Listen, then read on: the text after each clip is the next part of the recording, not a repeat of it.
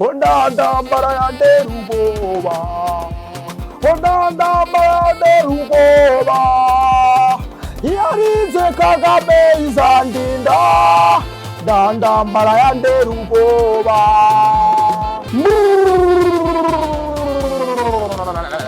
Niba magurutsa abantu ibihumbi 5 nk'abajyana ibicu ibihumbi 5 haba ndi kureba hari n'abatabari kundera kuri ekra. Niba mbagurutsa ndumuhanzi wo mu ntara, uwo muhanzi w'Ikigali andushiki nge andushiki, uwo muhanzi w'Ikigali arushiki the same. Ndandambara nge narebye ibintu byinshi mwe mutabonye mwabana mwe. Yewe ndi mukuru wanyu nuko mumpinga, ariko nabonye ibintu byinshi mutabonye. Mureke rero mbarabure, iki nicyo gihe cyo kugira ngo mbarabure, kuko nubundi nimutangina kuri izo televiziyo zanyu, nimutama award zakoresha imbuga nkoranyambaga, indirimbo zanjye muzazumvira muri Écoutez.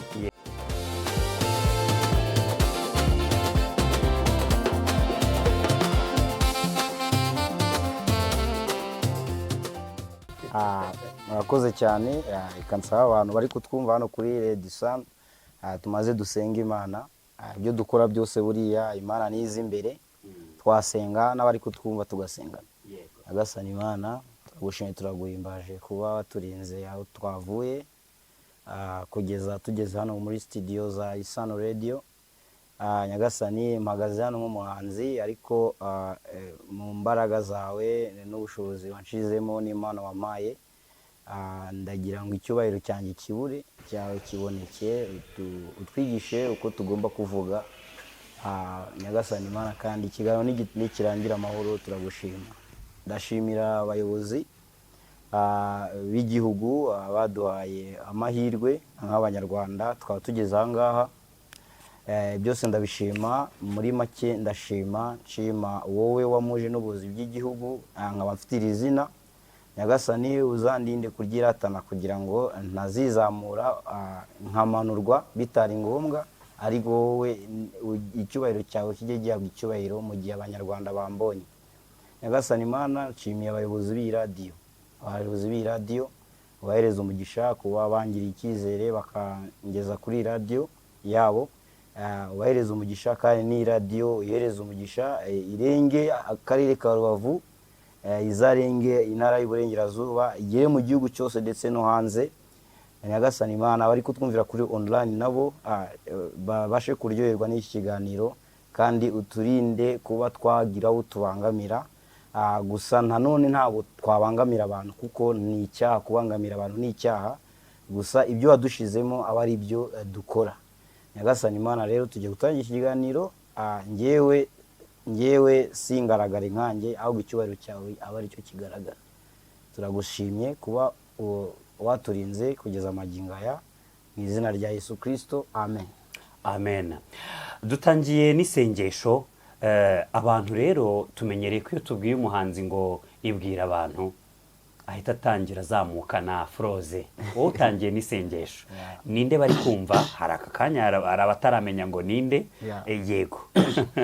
Ndandambara yantera ubwoba, ndandambara yantera ubwoba, yarinze Kagame izandinda, ndandambara yantera ubwoba. Yego ngo Banyarwanda ndimubwira ubwoba, yego leta y'ubumwe ndigibesha, yarinze u Rwanda rwaciza turinda, ngo ndandambara yantera ubwoba. Sibyo ndu umutekano gwacu nugwa kwanza, yego ingabo zacu n'ingotanyi, ngo ndawazitsinda ziraturinze ndakurahiye, ngo ndandambara yantera ndandambara yanteru mwongere volume ndandambara yanteru go oya nayo yarinze Kagame izandinda ngo ndandambara yanteru ubwoba. Yes, ni ndandambara muri kumva kuri Mike za Isano Radio. Yes, ndandambara ikaze cyane. Murakoze cyane. Iyo ndirimbo yabaye nk'iyi drapo kuri wowe. izamura cyane cyane izina ryawe turaza kuyitsaho, ariko amazina wiswe n'ababyeyi hari usanzwe azi Ndandambara atazi niba witwa Patrick cyangwa niba witwa Ephraim, wabamara amatsiko. Uretse Ndandambara witiriwe kubera hari iyo ndirimbo, turaza kubigeraho. Amazina wiswe n'ababyeyi ni ayahe? amazina yanjye asanzwe yo mu muryango ni Nsabimana Leonard. Nsabimana Leonard niyo mazina ababyeyi banjye banyise. Ubwo utarakora iyi ndirimbo yitwa Ndandambara, iryo zina ryari ritarazaho? Nitwaga kera, nakoreshaga izina bita Train Eco Speed, gari ya moshi y'umuvuduko. Train Eco Speed. Niryo zina nakoreshaga kera, nibuka muri za 2008. Narimbaga mu rusengero, ariko nkinyabya nkagerageza gukora n'izindi ndirimbo ku bw'abahanzi bagiye bagacishaho hano, mwese murabazi ba Tildo, Much Respect, aba Buba Star, bari ba Young Grace nawe icyo gihe yarahari, hari ba ni benshi cyane, bamikukirwa ni benshi murabazi icyo gihe. So nandi mu bahanzi, ariko nyine ndi ngewe nkiri hasi nibirebire cyane nibirebire cyane, uko ndibuka ko kuva muri 2008 kugeza 2012 ndatekereza ko nafite nk'indirimbo nka 80, ariko ntago wambaza ngo ziri. Yego, kuko nzamvune z'abahanzi nagajyaga kuri radio gasanga CD barayishanyaguje ibintu nk'ibyo ngibyo. So rero ibyo ngibyo nyine ni ibintu nk'abanyamakuru, ni ibintu bizwi muri industry, nizo mvune tugenda duhura nazo, ariko umuntu aba yarakoze amaze imyaka myinshi akora. Gusa nyine ni icyo kuva icyo gihe nitwaga Train Eco Speed, niryo zina nakoreshaga. Train Eco Speed kugeza muri 2016. Ako ka Eco Speed ko kagasobanura iki ku muntu waba utabizi? Kuko no kuri Ndandambara ujya ugashyiraho byavuye kuri Train Eco Speed bihinduka Ndandambara Eco Speed. Kubera iki ako ka Eco Speed ko? Eco Speed musanzwe mu buzima bwanjye bwa buri munsi, nunda abantu ababosi bankoreshaga icyo gihe, cyangwa se mu rugo. Benshi muri famille babona ukuntu managa nitwara, abantumye nyine abantu bakanisha umwana ari sharp, umwana ari speed. So nyine umuntu umwe ari umucuti wanjye muri Nigeria, niyo anyise Eco Speed, yitwa Truth Doctor. Twari tunaziranye icyo gihe, anyise izina rya Eco Speed ari mu 2007 ayita Eco Speed. Yanyise Speed. None ngewe rabatereka nkoreshe nshireho ijambo Eco ry'igiswahili, igiswahili cyane Igoma, kuko niho nize nitashiraho Eco mitambifatanya biba Speed. Eco bisobanuye ari. Ari Speed, niko biso Eco Speed. Afite umuvuduko kwa. Mu ndirimbo nyinshi wakoze Ndandambara turaza kwigarukaho by'umwihariko, ariko hari indirimbo wisegura mugwi, ni iyi ngiyi reka tuyihereho. Umutima gwanjye gwashanyukiwe mugwawe, niyo mpamvu bebe jewe mba ngubwiza ukuri. Umutima gwanjye gwashanyukiwe mugwawe, zukuri, baby ndakibazo, baby ndaribi, baby ndakibazo, nimba muyimana ndaribi, baby ndakibazo, nimba muyimana ndaribi. Yes, Ndandambara. Iyi ndirimbo guri mugwe, hari abantu benshi wenda baraza kutubwira, mudukurikiye kuri Radio Isano, muze kugenda mutwandikira kuri 0796911995.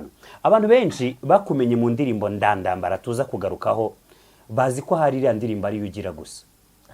Abenshi hari abazi ko ari yugira gusa, nyamara hari guri mugwe, Angelina, Kurewa, Kungereta, Mora, niyo Ndandambara wakoze ukanayikorera remix n'izindi. Hari nitwa Gatumbwe.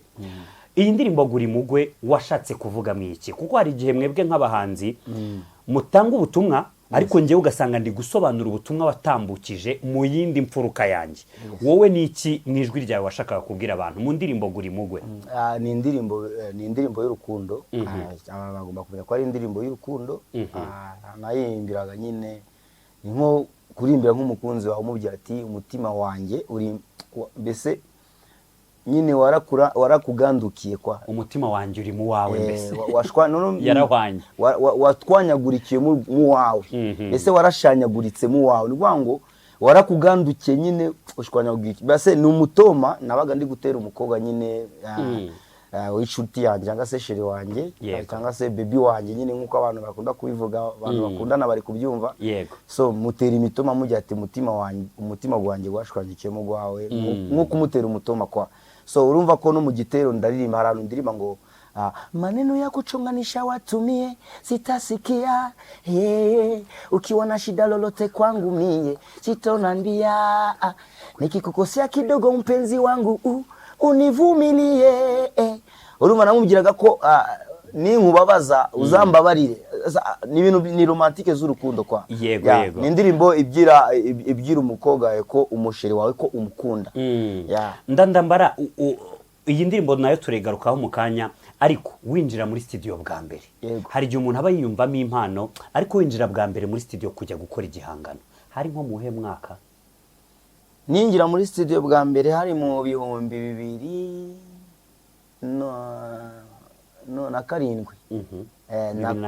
Na karindwi nibuka ko hari umuproducer yitwa Felix cyangwa se Fex Record, niwe twahuye ankorera indirimbo yitwa Mola. Iyo ngiyo niyo nahereyeho. Iyo Mola nayikoranye n'umuhanzi yitwa Bulldog, iri no kuri YouTube yanjye Ndandambara Official. Iyo Mola rero yarayinkoreye, noneho umuproducer arambye Simani kuririmba nka Diamond. Naongera ati se ko nani ndi kuririmba nanye nkabona nanye nkumva ijwi rimeze nk'iri, niyo sound yanjye. Nungu muri radio murabona iyo guri mugwe, ndi sound yanjye wenda nyuma y'ikiganiro muraza kubicekinga neza. Ndi kuririmba ikinyarwanda ariko sound yanjye igasoundinga nk'iya Diamond, muri style ya bongo flava. Umuti paramya se ijwi ryawe ko rimeze nk'irya Diamond, vipi za wakomeza ubuhanzi. So nakundaga kuririmba nkunda ubuhanzi icyo gihe, ariko simbihe umwanya. So iyo Mola anje kuyikora nkayumva nkumva nanjye koko mbirimo neza. Nyuma yaho niyo ndimo naje gukora, nkajya njya gukora ibintu by'ama live cyane, nimenye nabundi nakunda gukora live cyane, simbone n'umwanya kujya muri studio. So no byagize kugira muri za 2010 na 10 na kangahe gutyo, na 17 mwimara kuva muri campaign, yenda ndasimbukaho gatoya ngo tutaza gutinda. Nta kibazo. Na 17 noneho nkimara gukora Ndandambara, nshimira n'abantu bamenyekanisha indirimbo, nshimira umuryango wa FPR Inkotanyi ukorera mu karere ka Rubavu, cyane cyane mu mujyi wa Kigali, nibo bantu bayisupportinze cyane, igira mu Rwanda hose ndetse no mu mahanga. So icyo gihe nkimara gukora Ndandambara rero nahise njye nashaka umuhanzi witwa Bulldog w'umuraperi, yarakomeye icyo gihe na Jay Polly, we nashaka gukorana indirimbo na Jay Polly. Icyo gihe Jay Polly rero nyuma yaho nza kubonana na Bulldog kwa Traxler, niwe waje kuduhuza nyine. None mfata ya ndirimbo nakoze mu 2007 ndi njye nyine mpita njye nashaka Bulldog dukora iyo ndirimbo yitwa Mola, njyewe na Bulldog iraho ngaho rwose. Ubwo nyuma yaho mpita nongera njya muri studio 2010 na kangahe 2017 sasa nyuma ya campaign. Maze kubona ko Ndandambara ibikoze, nase njya gushaka collabo, njya gukora iyo ndirimbo, ariko nshaka umuraperi ukomeye witwa Bulldog. Umuntu yahita yibaza rero, ubwo nibwo bwa mbere wari ugiye muri studio duhaye experience. Umuntu akibaza ate se Leonard yakuza ate? Ni ibintu yakuza akunda? Hari abo mu muryango we nabo wenda bari mu buhanzi akaba yarateye ikirenge mu cyabo, cyangwa ni ibintu byaje gutyo tu Imana ikwihera impano? Ngiye navuga ko impano yanjye nayikuye kwa papa. Papa yari umuhanzi, papa yari umuyobozi w'abaskuti. Ego. Hani Rubavu n'ubundi? Yari umwe mu bayobozi b'abaskuti bakomeye cyane, kandi urumva papa abaskuti bari bamize icyo gihe nk'abahanzi, amateka yabo ayameze nk'abahanzi. Papa urumva yanimaga cyane ku buryo naho zibakuru barazaga agaperforminga kwa kundi kwa madefile. So papa yari umuhanzi wa skuti, ari umuyobozi, ari umushinzwe morale. Icyo gihe sanavuga ko impano ya morale yo kubw'umuhanzi nayikuye kuri papa, kuko ndibuka ko hari n'umuntu wo muri famille wo kwa papa washinze orchestre bita Salusi, orchestre Salusi. Uwo ni grand-père wanjye arimbaga indirimbo, ndanayiririmbaga mu gisope inkora, arimba indirimbo mwereza n'icyubahiro, Imana imukomeze mutuza heza mu ijuru. Arimba indirimbo yitwa Sindira kubura ibintu mama we, aho ndira kubura umuntu. Ni indirimbo izwi yitwa Sindira, no kuri YouTube iriho, nayo majwi arumvikana. so navuga ko ngewe impano nayikuye kwa papa na bamwe bo mu miryango yanjye bari barabahanze. ubwo kivuga iyo Salusi niyitwaga Salusi Populi orchestre Salusi Populi yashinzwe na grand père wanjye. Okay. Niba atari ibanga ndandambara papa yitwaga nde? Hari umuntu ushobora kuba dukurikiye atazi ko uyu muhungu uri kuvugira kuri radio akomoka kuri uwo mubyeyi wigeze guhitinga nk'uko uvuga uti yakundaga kwanima. Yitwaga nde? Hari ushobora kuba twumva ari umusaza atazi ko ukomoka kuri uwo mubyeyi witahiye. Naho papa wanjye yapfuye. Navuga ko uwo ngo wa orchestre Salusi yari grand père. Afite yari umuntu wo muri famille. So grand père niwe watabarutse. Ariko papa wanjye nyirizina arahari. Ni umuntu uzwi hano mu mujyi wa Gisenyi, bari no kunyumva ndatekereza kuri namuvugiye ko nje kuri radio. Turamusuhuje cyane. Papa wanjye ndanamushimira cyane. Uriya ubuzima bwanjye bwose ndabumukesha. Abana benshi bakunda ba mama wabo. Yego.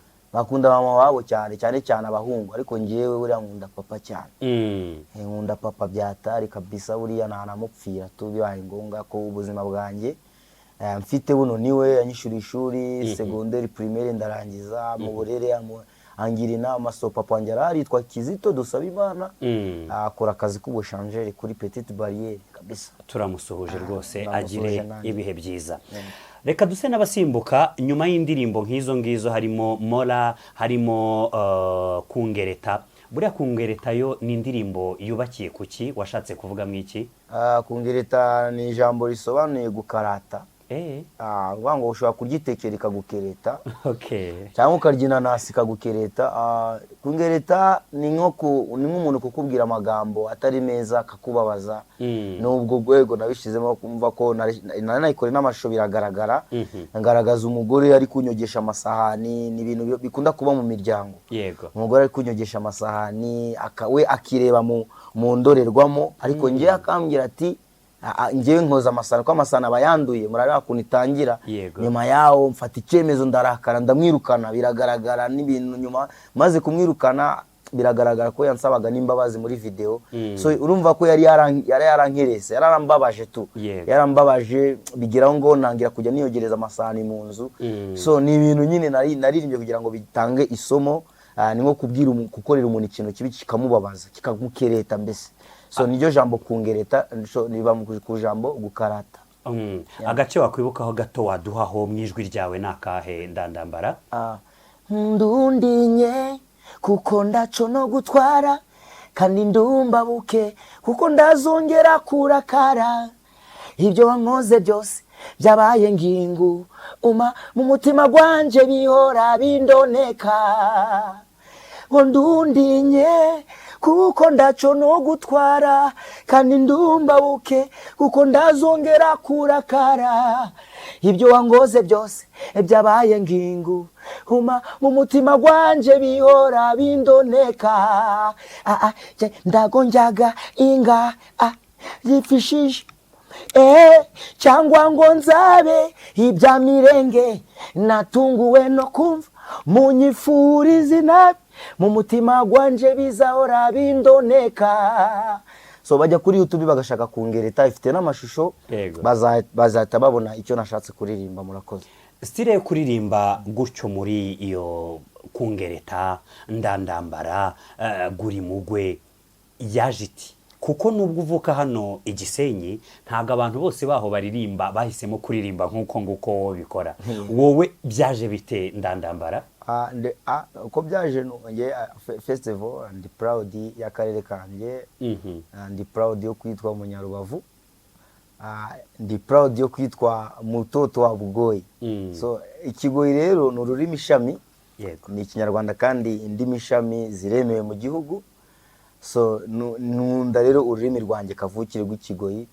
Rimwe na rimwe njya nyuzamo nkaririmba ikigoyi, ariko mwumva yuko kenshi indirimbo zanjye shamo ururimi rw'igiswahili, ko mwese murabizi ko igiswahili ni ururimi ruri international. Ikindi wenda kindi nasorezaho kurijyanye n'iyo style cyangwa se iyo style. Ngiye nakuze numva injyana yo muri Tanzania, niyo nakuze numva mu matwi yanjye kabisa. None by'umwihariko nkura numva umugabo witwa Diamond Platinum wo muri Tanzania. Diamond Platinum yavuye ahantu mbari sana, nabonaga ukuntu yiringaga ariko kumva sound uburyo soundingaga icyo gihe, yani nkamufata nk'icyitegererezo, amufata nk'umuhanzi ushobora kuzagera kure hashoboka, agakora ibintu by'ibitangaza. Kandi koko mu gihe nagendaga mukurikirana, Diamond yakoze ibintu by'ibitangaza cyane, yakoze indirimbo zakunzwe, yakoze amahiti, yakoze amakolabo aremereye. So urumva rero nyuma yo gukurikira iyo njyana muri Tanzania nakundaga n'uwo muhanzi kumumva cyane, rero bigakura nkakura nshaka nyine kurimba bongo flavor. Yego, murakoze cyane. Dusimbuke tugere ku ndirimbo wise Ndandambara. Yego, aka kanya turi kuganira atarizo tuza gutinda, ahubwo kugira ngo tumenye inyuma y'izo ndirimbo hari icyo abantu batamenye. Ndandambara iyi ndirimbo ivuzwe, nk'umuntu gaca ahantu ntavuge Ndandambara nkawe, akavuga Ndandambara nk'indirimbo, ni iki kikuza mu ntekerezo Leonard? Ijambo ubuzima. Ubuzima kubera iki? Indirimbo yamaye ubuzima. Yamaye ubuzima. Ndibuka ko nikora 2017 nandi muzima bubi cyane cyane, nicyo kintu nibuka. Itaze ijambo yitwa ubuzima. Ndi mu buzima butari bwiza pe. Yego, uburyo ki nanararaga no hanze. Rimwe na rimwe hano mu mujyi hari abantu banancumbikiraga bari hano muri uyu mujyi. Nigeze no gucumbika ku kigo cyitwa Nazareth International Nazareth Bridge Church, hara mu Makoro. Animateri nawe aracyari hano, ari kunyumva, yarancumbikiraga nkarara iwe ahantu yabaga mu kigo, akangahurira ibyo by'abanyeshuri. Nakoze Ndandambara rero ndi muri ubwo buzima butameze neza, bushaririye, ariko none nyuma imbeho yaje nkubita ku muhanda, none nkahita ngira ibitekerezo byo gushaka abantu bancumbikira. Nkuko ushaka kuza bate Jimmy wane wandwanye basi nkashaka ahantu nshira umusaya, ejo nkajya ku ishuri man. Uwo mujama rancumbikiraga uwo animateri yitwa Yannick, naye Imana imuzamu w'umugisha. Siwe gusa inabandi bitwa ba Pacento n'abahanzi b'abanyarwanda b'icyo gihe, bonasiga muri Nairobi, yambye ko arankurikira online, yarancumbikiragiwe. Mama wawe yambona, mama akambona nk'umwana we. Rero indirimbo Ndandambara nayikoze n'ubundi ndi muri zo struggle muri za 2017, ariko kubw'amahirwe y'Imana nyimara kuyikora ndatekeza 2017 2018.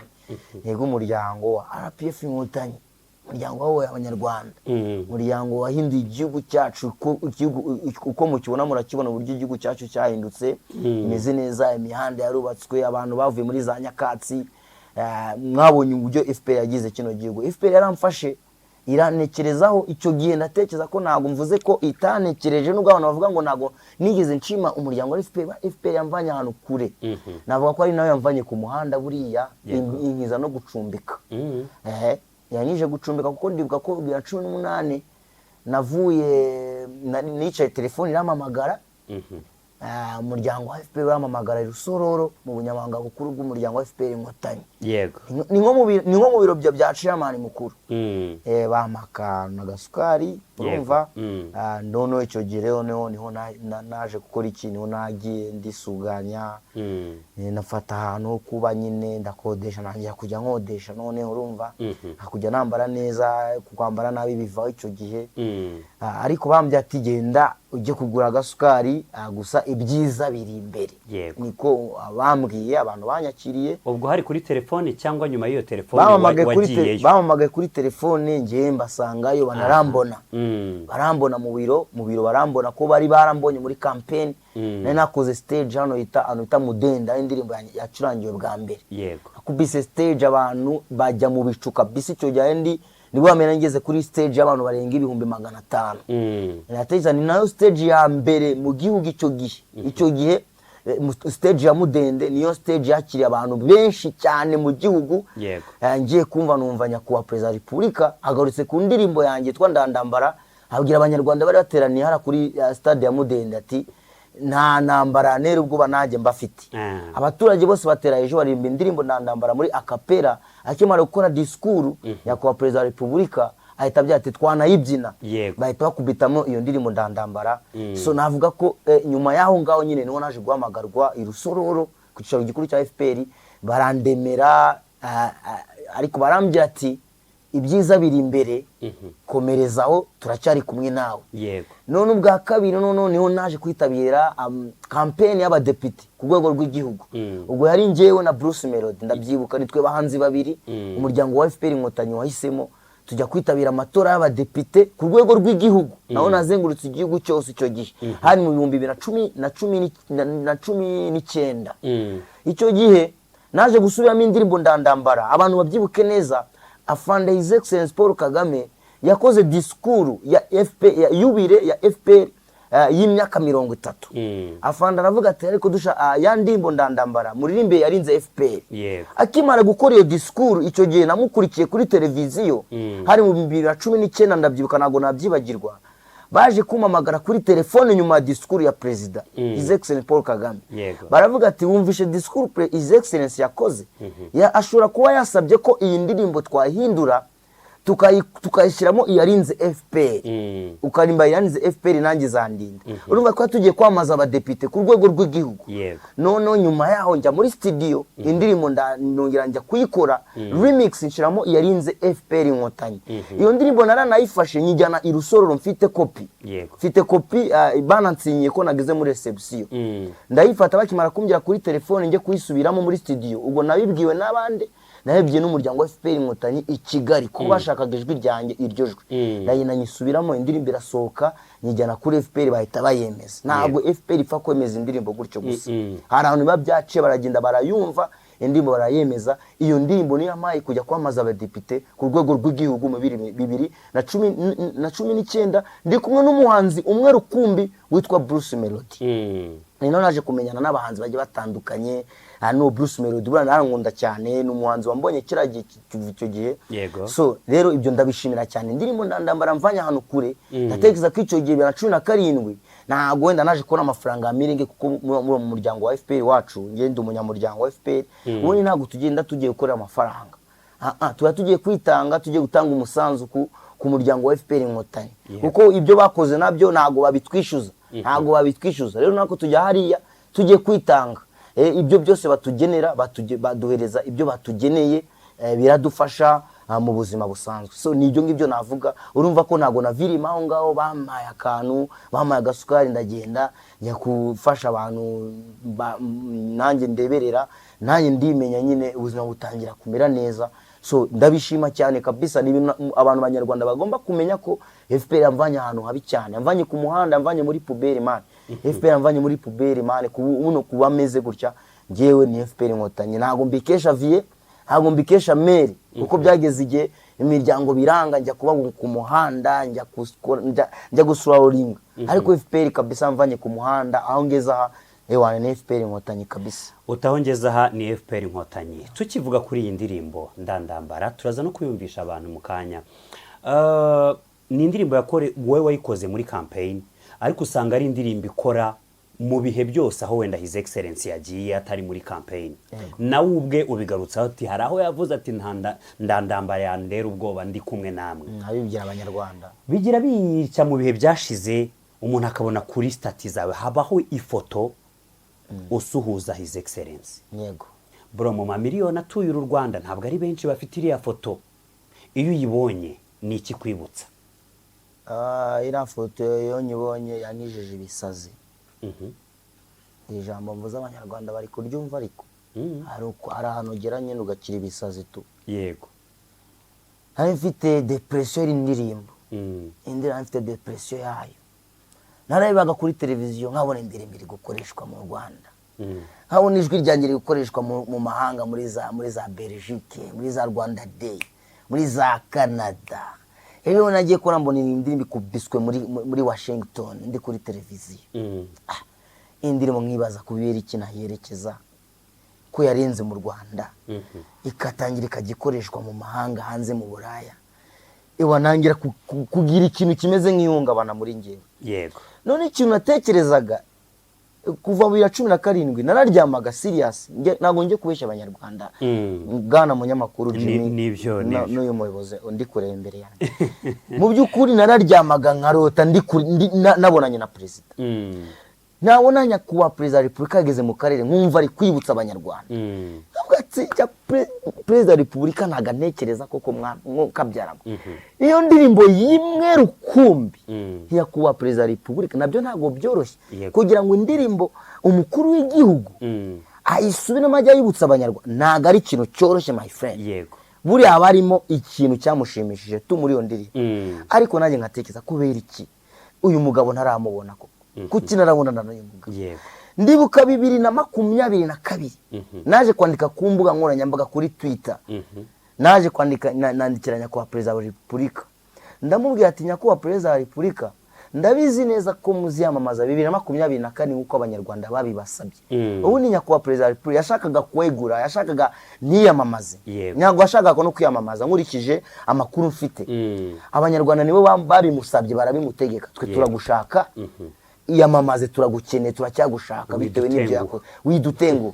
Reka ko wabaye nicyo bita kongre FPR, ahi nawo naje kubonanira nawe, nawo naje kubona turaza kwihuta kugira ngo abanyarwanda babyumve. Ubukiraho ni naho naringiye kugera mvuge ngo itariki nk'iyi ushobora kutazayibagira. Ntago ushobora kwibagira. Wabuyibuka hari ryari hari hehe? Nuvuga ngo usuhuzanye na perezida umunsi wa mbere. Nahuye na nyakubahwa perezida wa repubulika tariki 9 z'ukwa gatatu 2024 atari yatangira kwiyamamaza. Kibuke ko yamamaje yamamaje mu kwa karindwi. Yego. Si mu kwa karindwi yamamaje. Nje nabonanye nawe mu kwa gatatu. Ubwo nabonanye nawe muri kongre ya RPF Inkotanyi. None nyuma yaho telefone zaje kumamagara kuri hano. Urumva nababwiye ko nubundi telefone za FPR zaramamagaraga. Nuvuga ngo ni telefone zo mu bunyabanga bukuru bafite nimero zanjye. Yego. Usije no muri RPF hari no mu nzego za leta za Minaloc mu Rugwiro bafite ama nimero yanjye. Hari abantu bamamagara bakambya ati tura abantu bahanga baje kumamagara barambwira ati ndandambara wongeye kugukenerwa. Indirimbo yawe rero ushobora kuzaperforminga muri kongre ya FPR ariko urasabwa kwitabira inama y'abahanzi. Yego. Niho naje guhura n'abahanzi muri FPR Inkotanyi mu biro bya FPR, abahanzi batandatu harimo Ariel Ways, Ish Kevin, Aline Sano, Jules Senore, Mani Marite n'umusaza nemera cyane yitwa Muyango. Bambwira yuko indirimbo yanjye yahiswemo kuba izakorerwa remix. Abantu babimbwiye nabahanzi nasanze ango muri sala ariko nago mbyicuza. Yego. Abanyarwanda ntibanyumve nabi, nago ndi kubyicuza kuba arabo bahanzi babimbwiye ngo niyo message babahaye kuko nabasanze bari muri sale. Njewe nabibonyemo nk'insinzi. Ikindi gitego nkubise entertainment y'Ikigali.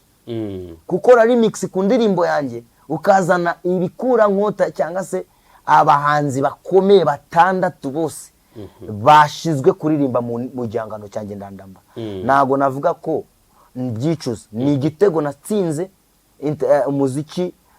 Navuga wenda entertainment y'Ikigali. Kigali twese niho tureba, niho ari media nkuru, niho arabanzi bakuru, hanze bakomeye. Rero nabonye nk'igitego n'igitego nari nkubise ku indirimbo ngiye gukora remix. Indirimbo ngiye gukora remix kugira ngo abahanzi ngo bayihereze imbaraga abo banzi batandatu. Tujya muri studio gusa ndateganya kwandika ibaruwa kugira ngo nzabonane n'abayobozi bakuru mu muryango kugira ngo ubutaha nibajya bajya gukora indirimbo zanjye ama remix cyangwa ikeneye ko abandi bantu bayumvikanamo bajye bamanza mbonane nabo mbere uko mbonane nabo bahanzi. Tugomba kwibohora mu bihangano byacu, twataka none tugiye gutwika none hano tugiye gutwika nago turababarira. Nuvuga ngo nago tugomba nago ibihangano byacu ari bibi ku buryo abahanzi baza kuzisubiramo.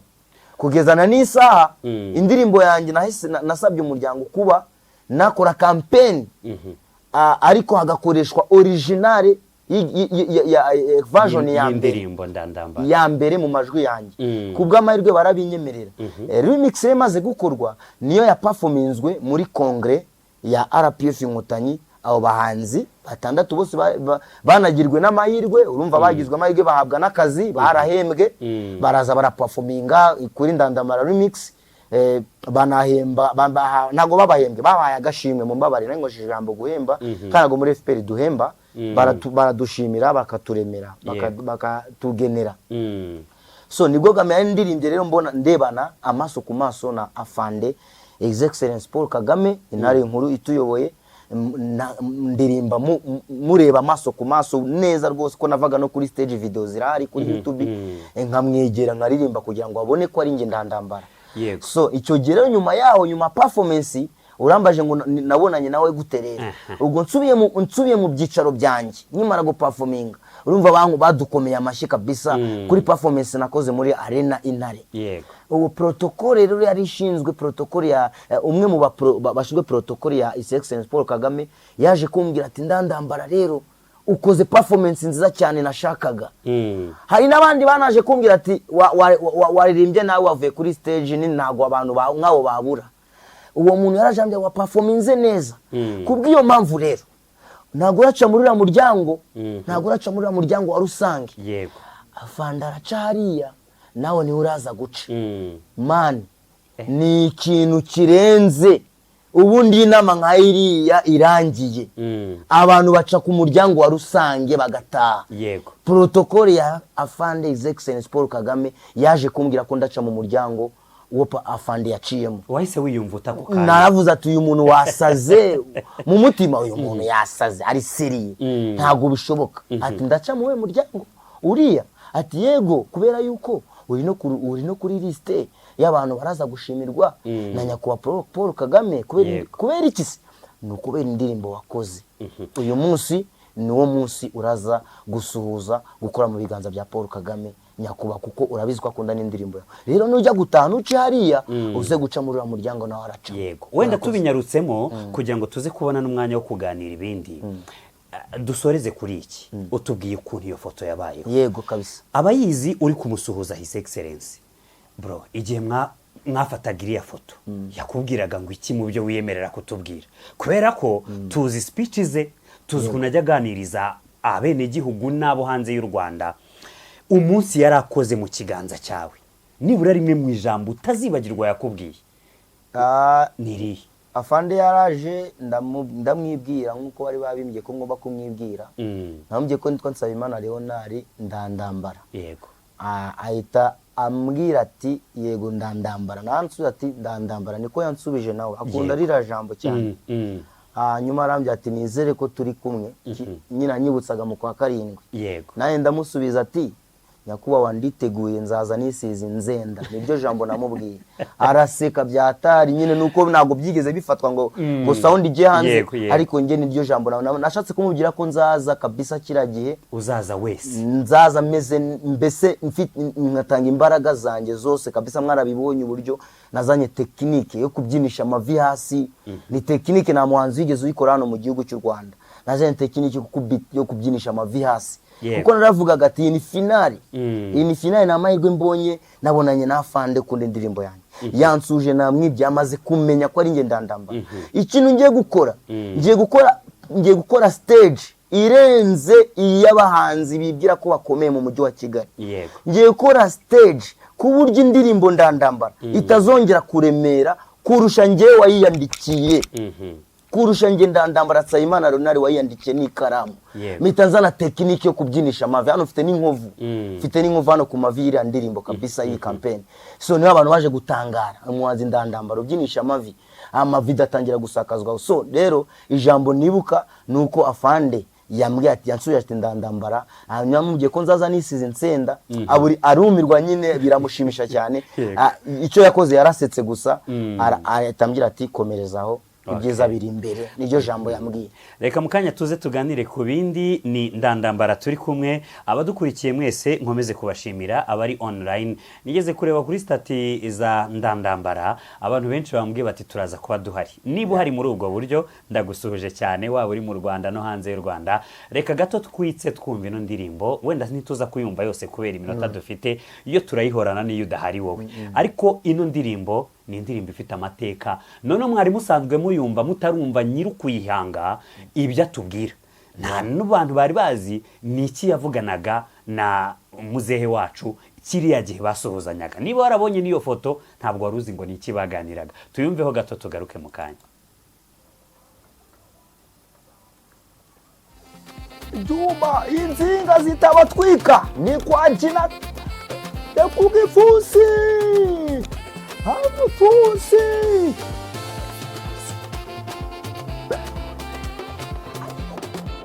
ndambara yandera ubwoba ndambara yandera ubwoba yarinze Kagame izandinda ndambara yandera ubwoba ndambara yandayo yarinze Kagame izandinda ngo banyarwanda ndimubwira ubwoba ngo leta y'ubumwe ndigibesha yarinze u Rwanda rwakiza turinda ndambara yandera ubwoba umutekano gwacu n'ugwa kwanza ingabo zacu n'ingotanyi ngo ndabazitsinza ziraturinze ndakubariye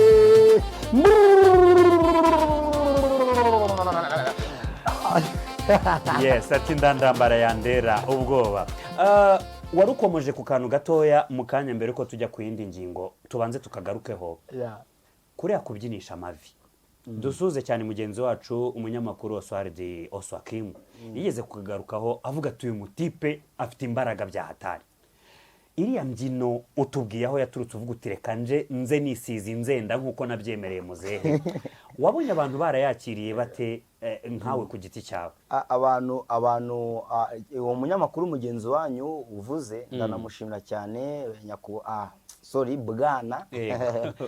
bwana Oswald ndetse na mugenzi witwa Papa Kibizu ni bagenzi banyu ndamushimira cyane kuko navuga ko nyuma y'umuryango wa FPR Inkotanyi ni Oswakim wabashe kumenyekanisha mu matwi y'abanyarwanda kuko yafashe umwanya namuzi anyumva gusa arankunda akajya nyamamaza abaturage bakabimbira mu muhanda atanzi nanjye namuzi bigera ntumira kuri televiziyo yabo inshuro zirenze 3 so ndamushimira cyane uruhare rwe ku izina ndambara Oswakim yumve ko mushimiye cyane ubundi nje mwita daddy mwita papa kuko yananyemereye ko agomba kuzambera umujyanama wanjye mukuru akajya ngira inama ko hari ikuntu hari genjya ndakara ugasanga nkubise ibintu kuri social media biraturitse ariko yanyemereye kubitewe n'ukuntu ankunda ati nkurikije kuntu ngukunda nkwemereye kuzakubera umujyanama wawe nkajya nkugira inama mu byo ukora so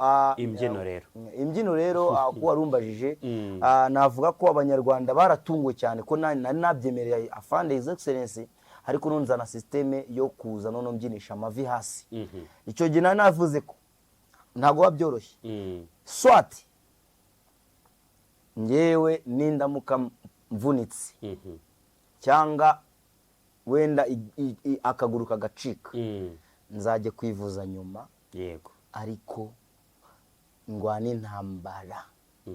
intambara yo kugaragaza icyo abanyarwanda dutekereza icyo abanyarwanda dutekereza rero nazanye system yo kubyinisha amavi isobanuye ngo abazungu aba babirigi mwarababonye ejo bundi ibyo afande yababwiye baradupfukamishije ubwo ndapfukamye nkubisa amavi hasi bamaze kudupfukamisha bashatse kudupfukamisha Kagame arabyanga nicyo bisobanuye Paul Kagame yarabyanze aravuga ati muhaguruke nicyo gisobanuye we yaraduhagurukije nicyo gisobanuye cya Yambye abazungu baradupfukamishije cyangwa se abatifuriza u Rwanda ibyiza abatifuriza FPR ibyiza baradupfukamishije hanyuma Paul Kagame aravuga ati barababeshye yego mubahaguruke araduhagurutsa we yaraduhagurukije nicyo Yambye nisobanuye murakoze nta kindi kintu ndarenzaho rwose ni nabyo kugira ngo tuze gufatirana iminota isigaye itari myinshi tuyivugeho izindi ngingo nk'ebyiri eshatu duhe n'abantu umwanya baze kugira ibyo baganira nawe ndambara abahanzi dufite hano mu Rwanda rw'imisozi igihumbi ni benshi cyane rwose ariko afite ifoto nk'iriya yawe ntabwo ari benshi yego abakoze indirimbo igatoranywa mu zindi kugira ngo isubirwemo n'abo bahanzi iririmbwa imbere ya his excellence ntabwo ari benshi yego agaciro wahawe n'umuryango nk'uko wabigarutseho iyo ukagereranyije n'aho ubaye si ukuvuga ngo aho utaha ariko muri izi karitsiye ubayemo muri Gisenyi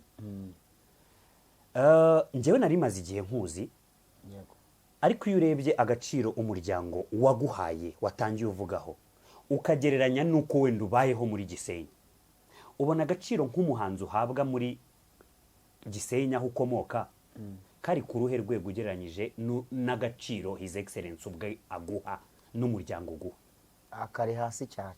ntabwo nanjye wenda bambabara, ariko nkurikije uburemere bw'indirimbo, indirimbo yaragindusha imbaraga, ariko hano iwacu wapi nta gaciro bamereza, kuko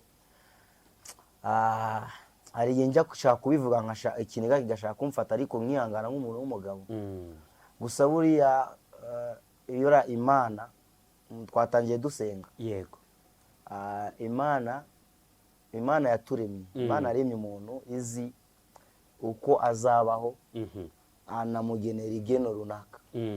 buriya bino bintu kuba narakoze indirimbo nka iriya nkaba bimeze gutya nyine, ntabwo nshaka kuvuga mu bintu byinshi cyane, yenda nkaba wenda ntabwo nshaka kuvuga muri detaye. wenda indirimbo ikaba itari yampa inzu, reka mbivuge twirekure mbese, ariko tujye tuba abanyakuri. ikaba itarama inzu, ikaba itarama wenda imodoka yo kugendamo, ntabwo ari inzu gusa, n'ibindi umuhanzi aba akeneye kugira ngo akore n'ibindi byiza, ntabwo binshimisha. ariko nta nubwo mbyicuza. icya mbere njyewe nshima si uko ibyo bintu, ntabwo ngaya ko ibyo bintu ntabifite. ubwo Imana ifite ikiza bimpera, cyangwa se igihe bizakunda nanjye nkabona ngana n'indirimbo yanjye. ariko njyewe ikintu mpereza agaciro kurusha ibyo byose ni umutekano FPR yaduhaye, amahoro umuryango wa FPR yaduhaye, ubumwe bw'abanyarwanda mbashimira batwigishije, baduheza kubana mu bumwe. ariko ibindi byo kuba wenda iwacu Rubavu wenda ntabwo agaciro, ntago wenda batabamo agaciro bafite aho bari, ariko abaturage ngiye baranyikundira. ngiye mfite abaturage, nicyo kintu nabonye iwacu Rubavu, abaturage barankunda. mwarabibonye hano aza hano ku Mugisa, abonye kuna abaturage banyakiriye iwacu kabisa, baranyumva bemera mbagurutsa mu bicu. abaturage barankunda cyane, ariko cyane n'abayobozi bamwe nabo barankunda. gusa hari n'abandi, ntabwo umuntu akundwa n'abantu bose. ntabwo umuntu ashobora gukundwa. meya ashobora kunkunda, n'urugero mba ntanze, bwana meya ashobora, kuko njye nahuye na meya w'akarere ka Rubavu, bwana Murindwa Prosper. njye nahuye nawe mu biro bye, arampamagara. ni nawe mu meya nabonanye nawe. abameya bose bayoboye Rubavu, niwe mu meya nabonanye nawe umwe rukumbi wayoboye akarere ka Rubavu. mwaganiraga iki icyo gihe? namusabye audience, mubwira ukuntu ubuzima bwanjye bumeze, mubwira icyo nkeneye, mubwira uwo ndiwe. yashakaga no kumbona nawe, nyuma aransubiza rwose, arambwira ati ndandambara rero nanjye ntabwo nari inkoze, nakundaga ku mbuga nkoranyambaga. gusa ikintu ngusabye ni uko ikintu ngusabye icya mbere nakumenya, ariko ikintu ngusabye ansaba icyo bita kugira discipline. yansabye anyigisha ikintu bita discipline. gira discipline, urumva.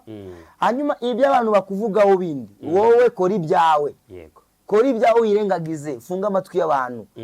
nukomeze gutaka ngo banyimye awadi, bareke. arambwira ati ariko ndandambara awadi irusha gukora mu kiganza cya nyakubahwa perezida wa Repubulika Paul Kagame. indi awadi ushaka ni iyihe? niko yansubije, niko yambwiye. rero ibyo yambwiye mbifata nk'inkingi. nicyo ngiye kubaza, byahinduye iki mu mitekerereze yawe? imitekerereze yanjye ubu ndandambara, ni ukuvuga ngo ndi gukora akazi kanjye k'umuziki, kubera impanuro nagiye mpabwa n'abayobozi bakuru, nagiye mura nabo. si meya gusa, hari n'abaminisitiri nagiye mura nabo, hari n'abayobozi b'ingabo nagiye mura nabo, bakangira inama, bakambwira ati wowe kora ibyawe, tuba tukubona, tuba tukureba. abandi ubirengagiza, aba contre 6 ubirengagize. ubu niyo mpamba ndandambara mfite, nitaye ku bandi. yego. ejo bundi hari itariki 19 z'uku kwezi kwa munani, ahagana ku isaha y'isa 3:18 z'amanywa za mu gitondo, nibwo ikinyamakuru Nyarwanda cyanditse inkuru igira iti ni inyito isuzuguritse, ndandambara yatabarije abahanzi bahabwa kuririmba mu bitaramo kubera ko ari abo mu ntara. ntabwo ndi buyigarukeho yose, ariko igihimba cyayo kiragira kiti umuhanzi Nsabimana Leonard wamamaye ku izina rya Ndandambara uzwi cyane mu ndirimbo ye yise Ndandambara yandera ubwoba yatangaje ko atiyumvisha uburyo kugeza uyu munsi abahanzi bakorera hanze ya Kigali bakomeza kwitwa abahanzi bo mu ntara ndetse bakitabazwa mu bitaramo biba byageze mu turere gusa aho guhabwa agaciro nk'abahanzi b'igihugu cyose. Ndandambara, kuki watangaje ibi? Ni iki cyari kiri inyuma twe tutamenye? Icyari kiri inyuma ni ibintu bimaze kuba too much cyane. Abahanzi bo mu ntara bamaze gusuzugurwa ku buryo umuntu amaze kurambirwa kabisa. Ibi bintu n'ibinagera hanze tumaze kurambirwa agasuzuguro k'abantu biyita ngo sont des superstars ngi Kigali baza n'iwacu mu rugo ugasanga umuhanzi mu rugo iwacu Rubavu. Ndavuga nge ndi kuvuga hano iwacu wenda n'ahandi barahajya ariko nge ntago nivugira. Nge ntago ndijwi ryanjye nge nyine ngewe niyemeje kuzaba ijwi ry'abagenzi banjye. Urumva nubwo abantu banyanga, nubwo abantu bamvuga nabi, nubwo abantu bamvuga uko ntari, ariko nge ikintu niyemeje kuzavuga ukuri kose nkazakugaragaza. Ni wenda ntago nzabona ibitaramo bya muzika, ibitaramo by'iwacu muzika nimbibura, nimbura muri Guma Guma nitakibaba, nimbura mu ma event abera muri arena na hehe, wenda Imana izanyitwarira kubera ukuri kwa umutima wangize. Yego. So njyewe rero navuganiraga abahanzi bo mu ntara urwego rwari rumaze kugeramo. Tekereza umuntu arazana igitaramo, niba ari n'umushoramari nago tubizi, ariko niyo ari umushoramari aba afite umutekano, igihugu kimu umutekano.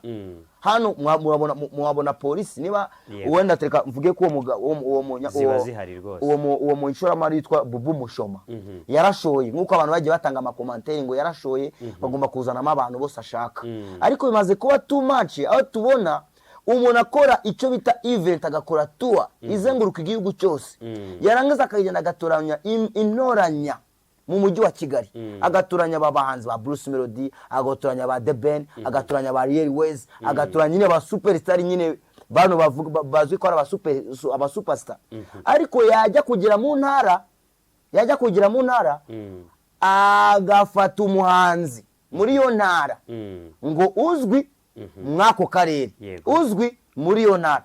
Ese wa mugabo we, wa mushoramari we, niba atari kumutesha agaciro uwo muhanzi kuzi ko azwi muri ako karere, warangiza ukamujyana kuri stage umusanze muri ako karere, wamufashe niba mufite amakuru ukamujyana i Kigali, agagurukana nabo bahanzi wavanye mu mujyi wa Kigali, bagagurukana muri Kigali bakakora tour. Nibwo wenda ko aribwo tuzamenya ko uwo muhanzi wamuha agaciro. Icyo ni icyambere. Ubwo icyo cyambere mu cyandike. Ariko ukiraho Ndandambara bamwe bakavuga bati urabihakana ibishyiri wenda nka Ndandambara cyangwa se nkawe Jimmy, kandi nyine uri umuhanzi ukoreraho mu ntara. Ariko abarabivuga iki nge baturusha iki? Reka dufate urugero kuri Ndandambara. Okay, reka dufate konseri za mbere mu gihugu cyangwa ibitaramo bya mbere mu gihugu twese tuzi ni ibitaramo bya campaign. Nibyo bitaramo bihuza abantu benshi kandi ahantu henshi. Nta n'umuhanzi mu Rwanda wazana abantu nk'abaza kuri tele iyo FPR iri kwiyamamaza. Ntabo. Ibyo bintu muzabicekinge ntabo. Aba bantu nuko bakora bazana abahanzi 8, 5, 4 cyangwa se 6, ariko abaturage baza kuri tele nago baba bahwanye nk'abo umuryango wa FPR, nk'abaturage baza kureba umuryango wa FPR. So rero reka dufate urugero kuri Ndandambara. Muzaje gucekinga ama video yanjye, niba magurutsa abantu 5,000 nk'abajyana ibicu 5,000 haba ndi kureba, hari n'abatabari kundera kuri ekra. Niba mbagurutsa ndumuhanzi wo mu ntara, uwo muhanzi w'Ikigali andushiki ngewe, andushiki. Uwo muhanzi w'Ikigali arushiki the same, uwo muhanzi w'Ikigali arushiki Pacifica. Icyo tukivanyeho. Nge cyo nashaka kuvuga bagiye babafata niba bazi ko bazwi arabanze wo mu ntara. Ikiba kigaragara baba babatinya kuko bazi ko nibakora tour bashobora kubakoza isoni bagakora stage zirenze izabo, bakabasuzugura bakavuga ati twakira umuhanzi wo mu ntara ukunzwe kuki utamuvana mu ntara niba uzi ko akunzwe mu ntara kuki utamuvana ngo aze turi iki Kigali n'abo bantu bahanzi b'i Kigali wavanye i Kigali. Icya gatatu ndahita nsoreza, hari abantu hano bigize abakomisiyoneri hano muri uru ruganda rw'imiziki, uruganda rwa muzika nyarwanda, bari mu karere. Ubwo muri ibyo bice byitwa mu ntara cyangwa mu gihugu? Mu ntara, no tugiye mu ntara, nibo bantu bajya bica ibintu. Ndandambara nge narebye ibintu byinshi mwe mutabonye mwabana mwe. Yewe ndi mukuru wanyu nubwo mu mpinga, ariko nabonye ibintu byinshi mutabonye. Mureke rero mbarabure, iki nicyo gihe cyo kugira ngo mbarabure, kuko nubundi nimutangina kuri izo televiziyo zanyu, nimutama award zakoresha imbuga nkoranyambaga, indirimbo zanjye muzazumvira muri ekuteri. Hari abantu hano noneho babishigikira, urumva, ba bantu baza kuza mu ntara hano iwacu, agatatangira sasa, hano nabonye icyo kurya, agatangira agahamagara Bubu Mushyoma kuri telefone. Sasa nuza kuza ngaho iwacu, ntago ndavuga izina ariko barahari, ariko ubutaha namaze kumenya aho muherereye, mwaba komisiyoneri mwe tutahaye akazi. Namaze kumenya ahantu muherereye n'amazina narayamenye. Ngewe ntago ndabahagahenge, narimbye indirimbo twacunga sana, turageraho mu kanya. Irande cunga sana ni irabareba.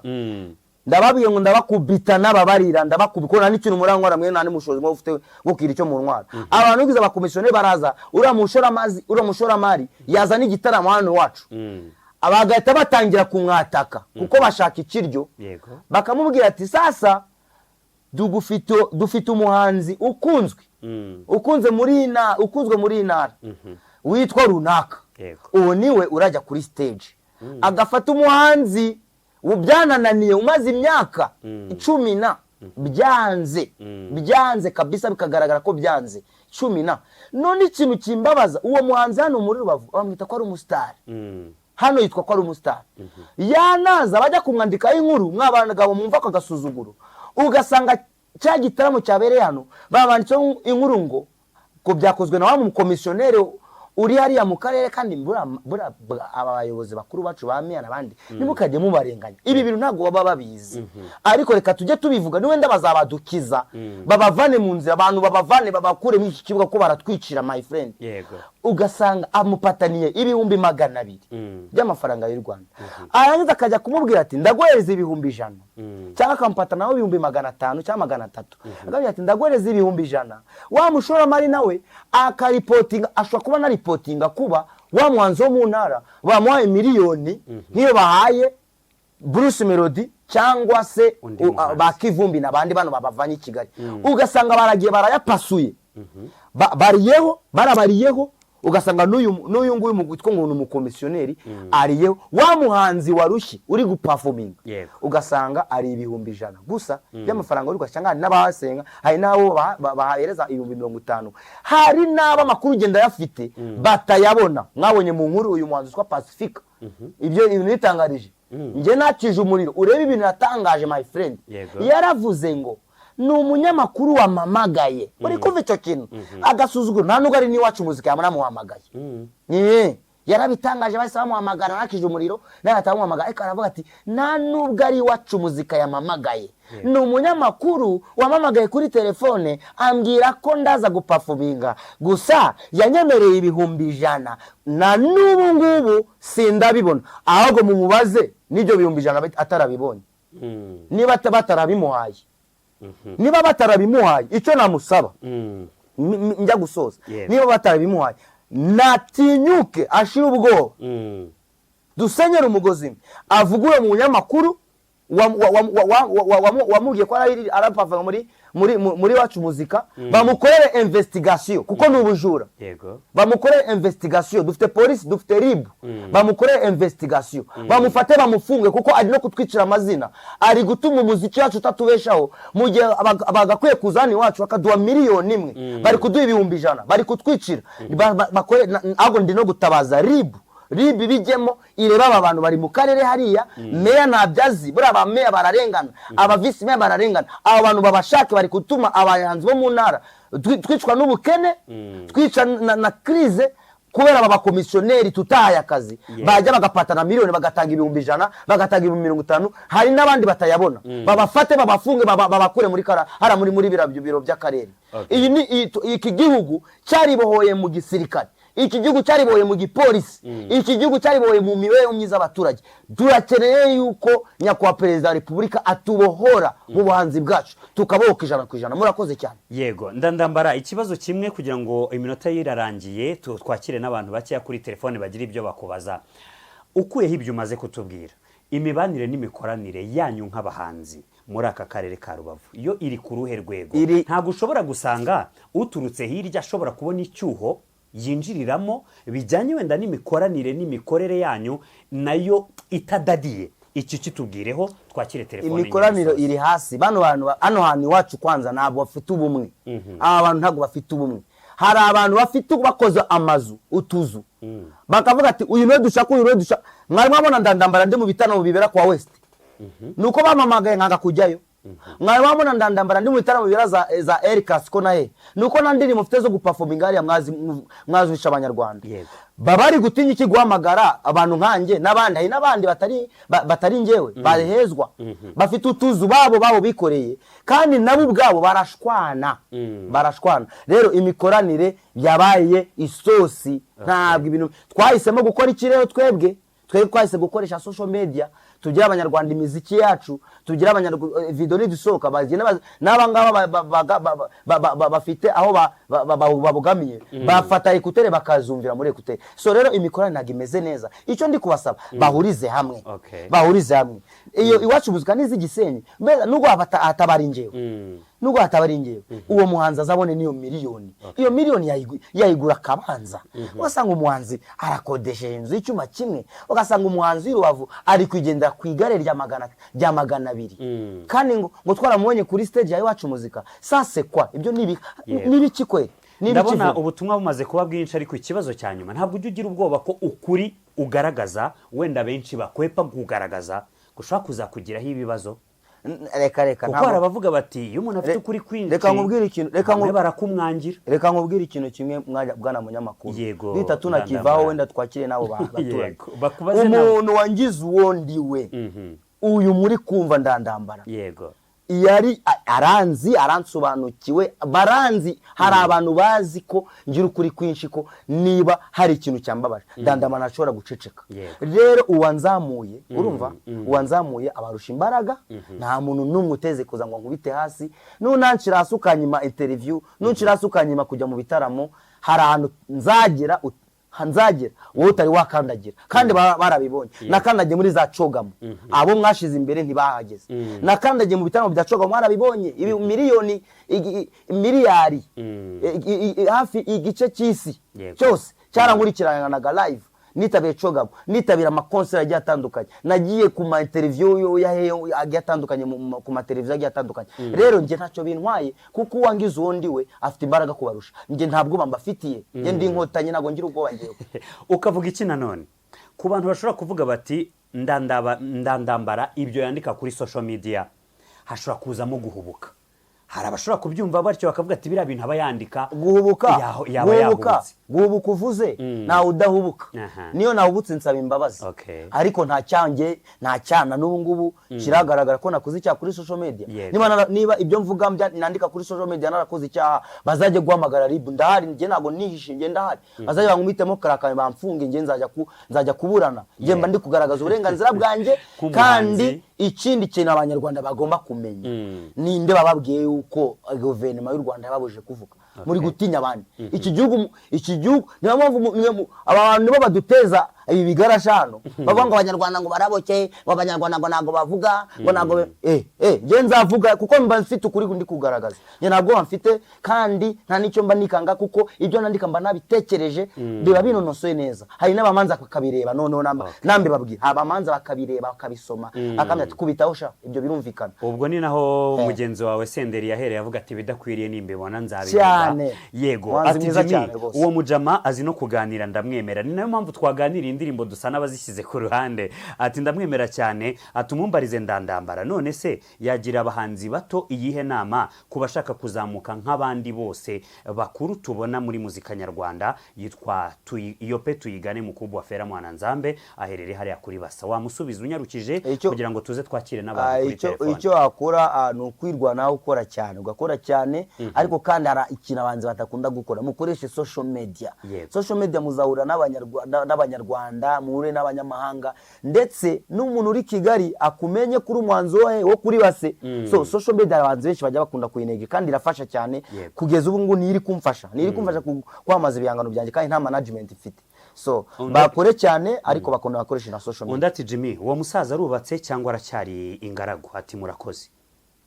Ngaho wenda twabisimbukaho gatoya, dukande next. Ati ni Peter umumbarize, umuhanzi ukizamuka yamufasha iki? Murakoze, turamukunda, ndumva ari ibyo umaze kugarukaho mu kanya.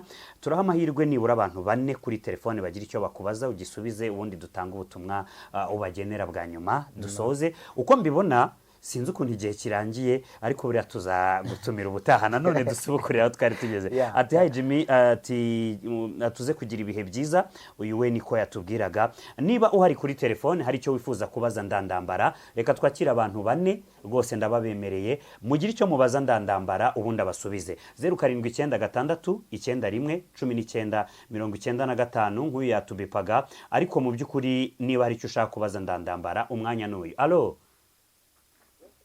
Yego. Yego Gatsinzi.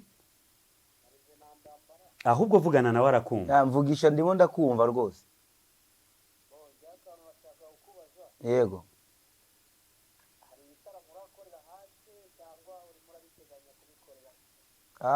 Ibitaramo ntabwo ndatangira kuba ubushobozi buracyari bukeya cyane, ariko indirimbo yanjye yacuranzwe mu Bubiligi, gacuranga muri Amerika, urumva ni nkaho nanjye mba ndiyo rega. Rero nabyo mujye mubyishimira, ni intambwe nziza cyane. Ariko ubutaha turi gushaka uburyo ki twajya tujyana n'igihangano tukagerekeza hanze y'u Rwanda. Natangiye kubisaba ababishinzwe. Urakoze cyane. Urakoze cyane Gatsinzi. Arakoze n'abandi 3, ubwo havuyeho umwe, twari twavuze 4. Niba uhari nawe, ariko nimutinda turakomeza, nyine turi gusoza. Isano Radio, hello. Yes. Mwiriwe, ongera ijwi gatoya. Yego Justine. Uvugana nawe arakumva. Ndi kukumva, wambaza.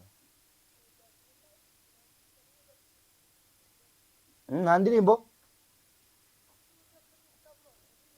ndirimbo bateganyiriza vuba ngaha. Indirimbo cyashyira hari yitwa Agatumbwe, imaze ukwezi, sibyo? Imaze ukwezi ushaka indirimbo yitwa Agatumbwe, urumva? Hari na video nshyashya imaze ukwezi, nakoze indirimbo 2, nakoze video yitwa Chunga Sana, ifite amashusho yo.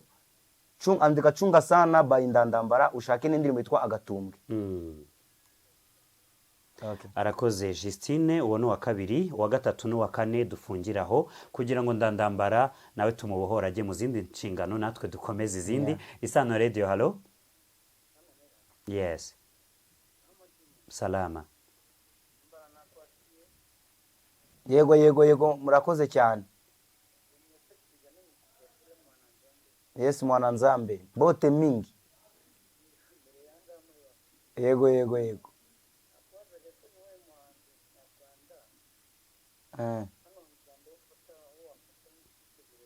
Hano mu Rwanda Bruce Melody. Murakoze cyane. Yes, uwo ni Iyope, ni wa 3. Tugiye kwakira undi muntu umwe hanyuma dusoze, kuko amasaha yo yarangiye. Twari twateguye kuba twavugamo ibi, gusa byari ngombwa ko ndandambara bamenya ari amakuru yose. Igihe wasuzaga His Excellence mwaganiraga iki bro, yabitubwiye. Isano Radio, hello. Yes. Ni meza. Yes, ndakumva. Ahantu uri ntabwo ikirere kiri kukwemerera ko tukumva neza muvandi. Yes, turi kukumva.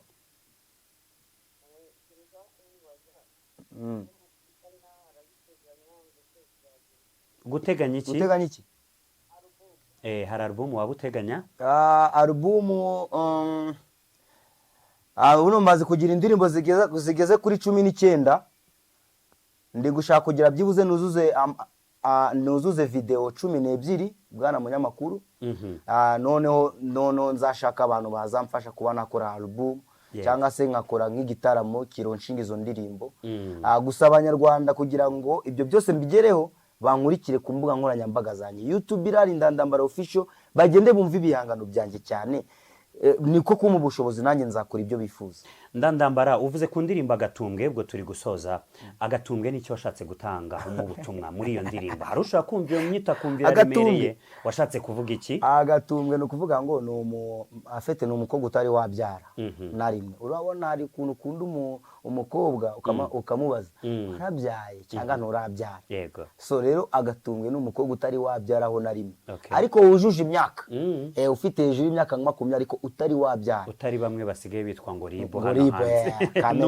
Nubwo ribo atari abakobwa, ahubwo ribo ni rwa rwego. So rero ni bimwe muri urwo rwego rero. So rero abantu bagende bumva Agatumbwe bareta bumva rero icyo nashatse kurima. Kandi iyo ndirimbo kandi y'Agatumbwe kandi twigarukaho, niyo ndirimbo nshaka kugira ngo nkorere video sasa. Ubwo tuzayikorera nono video, ubwo birumvikana nono agiye kubyara none. Indirimbo yitwa Cunga Sana tuyisorezeho. Ni indirimbo washatse kuvuga mu iki, yaje iti? Indirimbo yaje mu buryo urabona ni za ntambara nababwiye, za ntambara abahanzi duhura nazo. Nashatse kubwira bantu noneho bantu bashaka kunkubita hasi batanafite n'ubwo bushobozi bwo kugira ngo nge hasi ngereye. Nashatse ko ati mucunge cyane kubunda biteguye.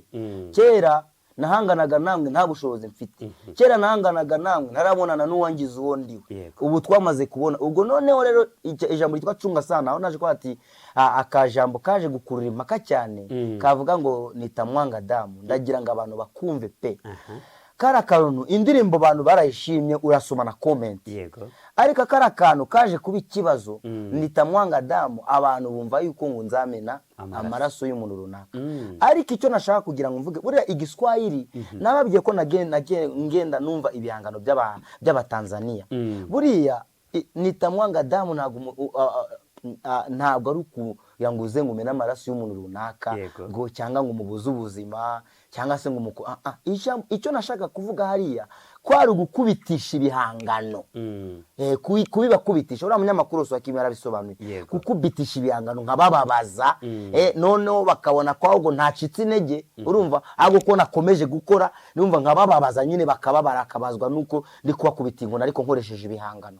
So nicyo nashaka kugira ngo nsobanure ku iyo ndirimbo Cunga Sana, ariko mu rwego rwo kuvuga byati nditeguye buno noneho, nditeguye ubu ngubu mfite imbaraga rwose, mucunge cyane aho muri narababonye, mucunge cyane. Mu munota umwe gira icyo usaba abanyarwanda muri rusange n'abagukunda by'umwihariko. Ku rundi ruhande uyu munsi uri kuri Radio Isano, ni ikiyo uyisaba nka kimwe mu bitangazamakuru biri hano muri uru Rwanda kandi kiri no hafi yawe? Tuzahita dusorezaho. Icyo nasaba abanyarwanda, n'abayobozi barwo bakunda Ndandambara, abantu bose babyinnye indirimbo Ndandambara, n'abatarebye imyenda bari barwaye ariko bakayikunda, bari mu Rwanda bari hanze, ntimukajye mwumva ibihuha ngo mwumve amakuru mabi adahuye n'uwo ndiwe. Ndandambara ndi umuntu wumva, ndi umuntu ugerageza gutega amatwi, kandi ndi umuntu ugirwa inama nkazikurikiza. Icyo ni icyambere. Ntibakajye bumva amakuru mabi kuri ngewe ngo bayakurikize, nibarangiza babanyangishe. Kandi bumve ibihangano byanjye kuri YouTube, banshigikire, bakore subscribe kugira ngo nge nkora video mbone ko bari kureba ibyo ndi gukora, kuko ibintu byo kujya gutabaza itangazamakuru ry'i Kigali biragoranye, biraturusha. Dukeneye abaturage kurusha iryo tangazamakuru. N'iryo tangazamakuru turagikeneye, ariko riradutenguha pe. Gusa wenda Isano Radio insoza, umunyamakuru nk'uyu munyamakuru nka Jimmy, singiye kukubeshya, niwe bwa mbere duhuye, ariko yaramamagaye kuri telefone, nta ruswa yansabye, ntabwo yigeze asaba ruswa. Ndasaba abanyamakuru ba Radio Isano baba icyitegererezo, bamere nka Jimmy. Jimmy akeneye ko impano zose zireshya, akeneye kumvisha abanyarwanda. ubwo isano ntuyivuze neza kuko ari uri kuvugiraho kano kanya. Isano ndayivuga ndi kuvuga ngo abanyamakuru bandi baba bisano baba nandi ma radio stations babe nka Oswakimu, babe nka Jimmy, babe nka nk'abanyakiriya bose, kandi bavuganire ba rubanda rugufi. Ari ba rubanda rugufi bafite impano ariko bagakoma mu nkokora n'abakomisiyoneri bagakoma mu nkokora n'abo bantu kuko nta bushobozi bafite. Babashake Radio Isano, mugende mu bashake barahari kugira ngo nabo bagaragaze impano. Ni wenda hazaboneka abandi nka bandandambara, hazaboneka abandi nka ba Desem bana baruta, hazaboneka nk'abandi nka ba Karidi. Aba ba Karidi twumvishe na byaranze buriya nabo buriya ntago tukibumva. Hari n'abandi ariko bambabare ntago ndi kubibasira gusa barabikoze. Bazaboneka nk'aba Tildo, hazaboneka nk'aba ba Pacifica. Mugene mushaka izo mano zirahari mutitaye ku bushobozi bafite kugira ngo twubake umuziki wacu, kandi mudufashe muhereza abahanzi biwacu agaciro nabo bajye babona yuzuye kugira ngo nitugaragare nk'imbobo kandi dushoboye, nitugaragare nk'imbobo kandi twajya kuri stage tukarusha Bruce Melody performance. Mwabonye performance ya Ndandambara. Ngewe nitwa Dawidi wo mu Rwanda, namenyekanye ntazwi ariko naragiye nango imbaraga zanjye zose kugira ngo nzamuri bendera rya Rubavu iwacu. Ndi proud kandi ntacyo mwari mwabona. Icyo nabasaba mutegereze 2029 hari ikintu ngiye kuzakora, hari ikintu ngiye kuzakora, hari umuriro ngiye kuzatsa utazazi mwana wari wese. Rero ndashimira iyi radio kuba yanumiye, kandi ndashimira kuba mwamaye umwanya rwose nkisanzura hano nababaye mu rugo. Gusa ikindi nabasaba cyanyuma mujye mukina indirimbo zanjye rwose ndabibasabye. Mfite indirimbo nyinshi, muce ayo mazimwe y'ukuba ngo mfite indirimbo imwe birambabaza cyane. Kwa mfite indirimbo zire 19 aho basanga abantu babunjije iminwa ngo mfite indirimbo imwe bakananyimana award man, ugasanga nabuze muri award yiwacu. Birambabaza cyane. Yes, Ndandambara reka mfate uyu mwanya ngushimire. Dufashe umwanya ungana gutya kuko Ndandambara afite ibintu byinshi yagombaga kudusangiza, kandi n'ubwa mbere ngewe duhuye no mu kiganiro, ariko nizere ko atari ubwa nyuma. Naga ari ubwa nyuma tugihumeka rwose. Igihe cyose muzanyenera nje nzabitaba rwose. Mfate uyu mwanya dusoza nshimire Ndandambara nkuko abivuze. Naramwandikiye ndamubwira nti bro wazaza mu kiganiro, wibaze ko nyine yabyemeye atananzi. Yego rero ngushimire. Hari abahanzi nanone wa approachinga Ndandambara dusoze tukavuga ukabona nyine yikomeje rimwe na rimwe bikagaruka ku itangazamakuru, ariko nanone uwa muhanzi nawe atabaye flexible, kandi mu by'ukuri ibi byose ubwiye abantu bari bakwiye kubyumva. Ndandambara reka tugushimire kandi tukwifurize ishya n'ihirwe. Ewana ukomeze urwane muri uwo mujyo, kandi uvuga uti jewe ikindimo kigombe gutuma ntatuza mu buryo bwiza. Abo bakugira inama bakubwira bati ibi bintu bitware muri ubu buryo, nizo nama ugenda uzumva. Uharanire ko ibitekerezo bikurimo nanone bidapfukiranwa, ariko nanone uharanire ko abantu babona ibyiza biguturukamo cyane rwose. Nanjye nibyo nkeneye, kandi ikindi cyanyuma nkeneye kumvikana n'abantu bose haba hano iwacu. Wenda nubwo izira ryaje gutuma ryari karenga intara, nkeneye mu rugo ni abari mu rugo. Buriya ihene ijya kurisha ihera ku rugo. Rero nkeneye ubwumvikane, kandi nanabirinje no mu iyo ndirimbo wenda uraza kuyibumvisha iyo cunga sana. So rero ndabashimiye cyane kuba mwampaye aya mahirwe kugira muri radio yanyu. Abahanzi mukajye musuzugura abanyamakuru babahamagaye kuko bafite uruhare runini cyane mu iterambere ryacu. Murakoze cyane. Yakoze cyane Ndandambara. Radio si y'abanyamakuru, radio ni y'abanyarwanda n'abandi inshuti z'u Rwanda batwumva bari hirya no hino. Nitwa Jimmy. Yakoze Ndandambara Eco Speed. Wagize neza. Namwe mwadukurikiye mwagize neza. Amahoro y'Imana bane namwe. Ndandambara tuzongera tumugarure mu minsi iri imbere twongere tuganire. Ibihe byiza cyane.